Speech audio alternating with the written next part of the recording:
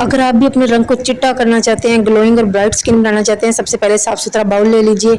उसके अंदर 1.5 table spoon के करीब आपने ऐड कर देनी है एलोवेरा जेल, और उसके बाद आपने थोड़ी सी इसके अंदर तकरीबन 1 टीस्पून के करीब ग्लिसरीन ऐड करनी है। ये तमाम चीज़ें आपकी स्किन को स्मूथ बनाएंगी, खूबसूरत करेंगी, नरिश करेंगी। Few drops vitamin E oil add करना है, और उसके बाद जी ऐड करना है जिंक ऑक्साइड यानी सफ़ेदा का शुगर। ये आपकी स्किन को ग्लो भी करेगा, ब्राइट भी करेगा, रंग को चिट्टा भी करेगा और सन प्रोटेक्शन भी देगा, यानी सन ब्लॉक का काम करेगा, सूरज की नुकसानदेह शॉ से आपकी स्किन को बचाएगा। उसके बाद आपने थोड़ा सा इसके अंदर चावलों का पाउडर यानी चावलों का आटा ऐड करना है।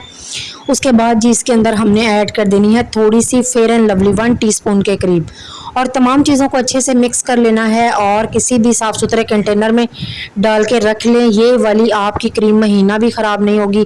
इसको डेली इस्तेमाल करें, जैसे ही अपना चेहरा वगैरह वॉश करें।